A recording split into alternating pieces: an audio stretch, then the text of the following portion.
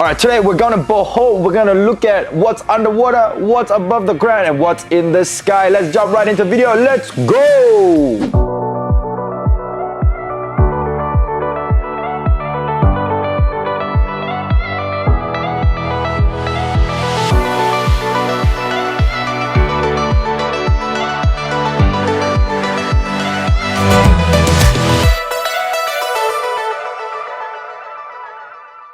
Bohol is famous for diving, the Tarsier, the bee farm. There's a whole lot of things in there. So to get to Bohol, what you're going to need to do is you're going to get on a ferry from Cebu. Now to get on this ferry, you actually have to go to this terminal. And this terminal, what it is famous for are blind massagers. Now, I found it so interesting that there were blind people that were massaging.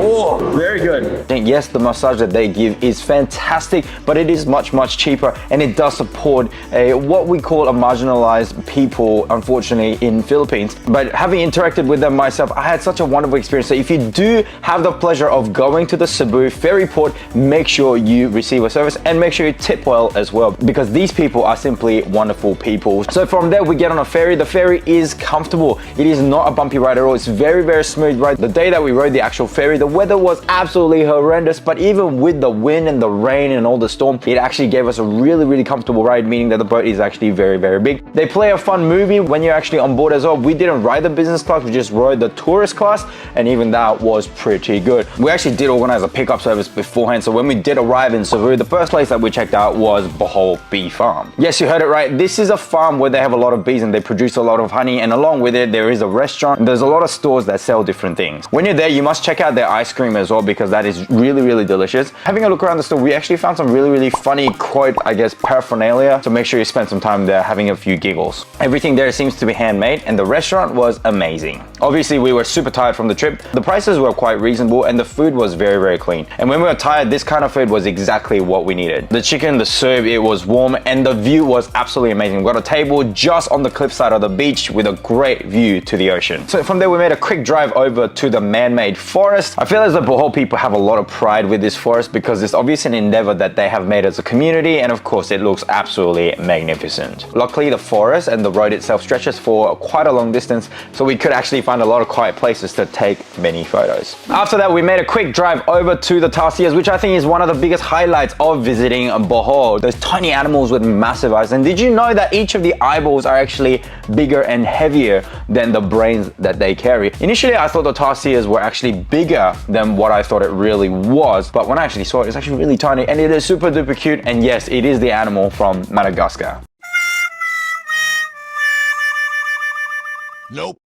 Within the conservation park itself, yes, you do have to pay a little bit of money to get in there. There are about 7 or so tarsiers. If you're lucky, you'll be able to see all of them. If you're not so lucky, you still will be able to see a few of them. But I feel as though there is literally no other creature that looks anywhere close to this animal. So I thoroughly enjoyed myself checking out these magnificent creatures. Next up is chocolate hills. They say the chocolate hills actually do become brown when the weather does become a little bit drier, but obviously when we went, it was quite wet, so chocolate hills are looking a bit too green at the moment. There's a massive hill that you have to climb up, and there's a viewing platform up there, and that is super duper crowded. The tourists there do get a little bit antsy trying to get the perfect spot where they can take a photo without other tourists interrupting the view. So try to get there nice and early where there isn't as many people crowding the platform area, but I'll let the view do the talking.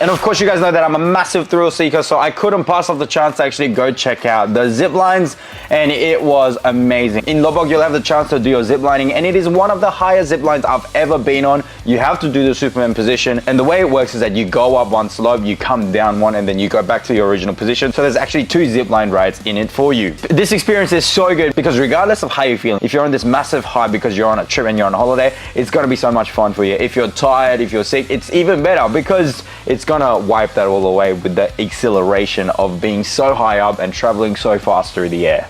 And we passed through some of the most beautiful rice fields actually to drive back into the Panglao Island. Obviously when you dock on the ferry port, you're going to be in Tagbilaran, but from there you want to drive into the Panglao Island itself. So along the way is what we're experiencing all this fun stuff, and once we're in Panglao, there's a lot of fun stuff to do there. So we passed through these beautiful rice fields to actually get to this beautiful cave. And this cave is called Hinagdanan Cave, and within it, it's actually super dark, but the water is crystal clear. The water is actually quite cool, and we had a good splash around, but unfortunately the light actually went out when we're actually hanging out in there. But that shouldn't scare you, because it's not like there's a massive climb down into the cave, but it's very close to the entrance, and it is a very refreshing experience. There's an option to swim within that cave. I really encourage you to take that option, because it is actually very hot if you don't actually swim. And something to note when you go to this cave is that there's not much changing facilities around there, so I actually had to change in the car. So if you are planning to go to this cave, make sure you are already changed to go check out this cave and have a dip in there, because it is very refreshing. And after that, we went to check out Mist for lunch, and that, boy, is that a bougie ass restaurant. I did not expect to see this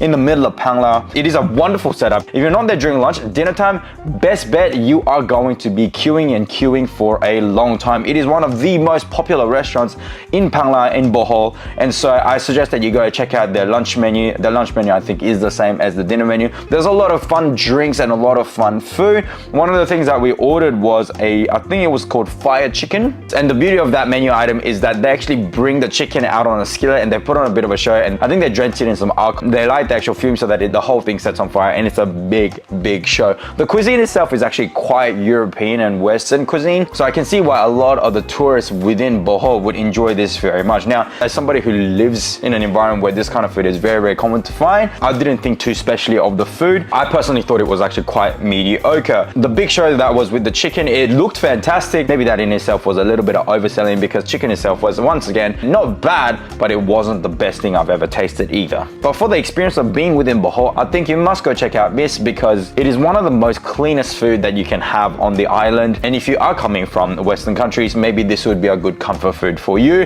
when you've been away from home for so long and when you want to eat some home foods. And then one of the nights after going on a dive and meeting a whole bunch of friends, we actually went to check out a dinner place called Barwoo, which is a Korean fusion restaurant. I just want to tell you that Panglao and Bohol, super Korean. Ever since they had that flight opened up from Busan straight to Bohol, you're literally getting an influx of Koreans, and that actually brought about super good Korean food and Korean restaurant experiences within Panglao. And your boy, of course, is Korean, so my recommendation and reflection on this experience is valid, so start taking notes. And Barwoo, the restaurant that we went to, it was actually quite close to where we're staying, but Barwoo is actually within the actual city proper of Panglao. The food was actually quite delicious. It wasn't traditional at all, but to actually bring friends from different parts of the world to enjoy the food, it actually made a lot of sense. And some of the taste was actually kept very authentic, so I do highly recommend this restaurant. The dishes that you see on the table is Korean barbecue set, Korean fried chicken, and some jampong, which is the seafood soup available in Chinese Korean restaurants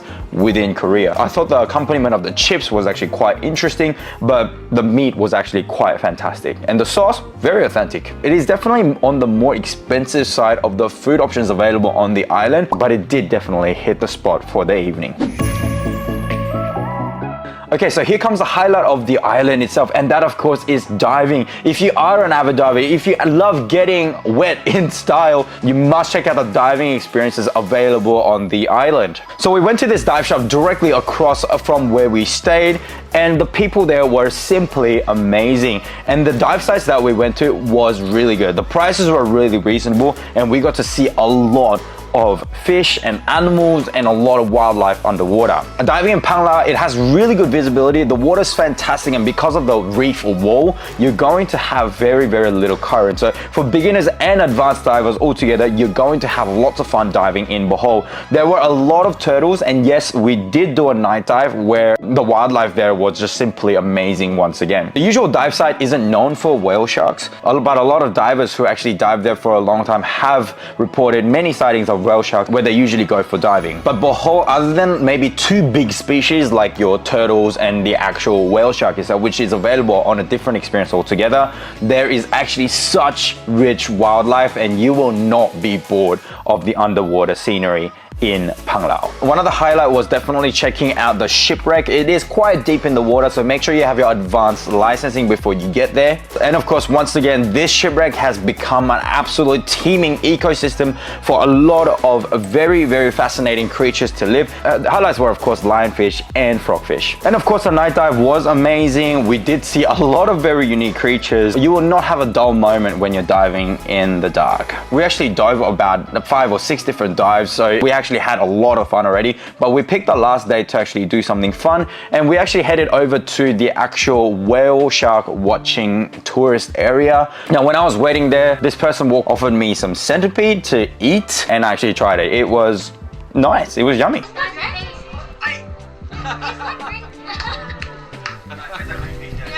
And this girl that you see in the video, she speaks fluent Korean, which I thought was super impressive. But yes, there was a lot of Korean tourists, so I think having this extra service from the Philippines side, I think was pretty impressive. And of course, when you're diving there, try to bring your own fins and your own masks, because the ones that they give you is not so good, especially the fin. And of course, you're gonna need some good fins if you wanna get some good view of the whale shark itself. Yes, it is one of those places where they do feed the whale sharks. And yes, there's really 2 schools of thought with feeding whale sharks. A lot of divers and ocean lovers think that it is a really bad thing to do, which I do agree with. But I think it is positive also that there is awareness brought to the existence of these animals. There were a lot of people who are very, very amateur and beginner when it comes to dipping their toes in the water that were able to appreciate and enjoy the company of these whale sharks. It actually brings awareness of the existence of these animals and the importance of preserving them at the same time. Is it a really good system? Maybe it's better off that we actually go see them in their wildlife, yes, but I think it is also good at the same time that there is awareness brought to these magnificent creatures. And what's definitely really, really cool is all the guys that are actually driving the boat and taking videos and photos of you and for you. They are so much here. They deal with tourists all day, every day. I think they speak about 20 different languages because they see people from all over the world. They know how to count in each of these languages. They know how to ask people to go back in the water in different languages. It was definitely entertaining, even just being in the company of the people around these massive whale sharks. But the whale sharks in itself, they are huge. The rule is that you got to stand about 6 meters away from them, but the thing is, the whale sharks are quick and they come up to you, so there's no way you can get away in time. So the experience that you're going to have is really amazing, and yes, there's going to be about a dozen of them swimming around you, which is cool. Now, I did see that there were divers actually underwater. I'd much rather that I would dive instead of just snorkeling, but that is something for me to do next time. Overall, traveling to Bohol was an unforgettable experience. We met some of the coolest people along our travels in Bohol. People are super nice there. All the tourists are super nice there, so don't be afraid to go up and say hello if you spot a tourist, and enjoy all the Korean food when you're there, because it's actually quite amazing. We did have Filipino food as well, yes, but the Korean food was absolutely amazing. They've obviously went through a lot of effort. But closer to the end of our trip, we actually checked out a really, really authentic Korean barbecue restaurant, and that was super good. It was really, really yummy. And the service was simply out of this world. If you're a diver, you're gonna get one of the clearest waters available to you near a reasonably accessible town. You don't have to go completely out of your way, you know, flying in different flights and in private jets to actually get to a really secluded area. This is a pretty accessible area with very, very good offerings for the types of wildlife that you are able to appreciate underwater. If you would like to go check out this trip and do the dive and all the other fun stuff that you've seen on this trip, there is a program available in the description below. If you'd like some more information, go read the description and you'll find everything there. Thank you so much for tuning in today, guys. If you haven't done so, make sure to like, share, subscribe, and ring that notification bell and go on a trip. Why not? Take someone you love. Go right now. Turn this video off, pack your bags. Let's go. Peace.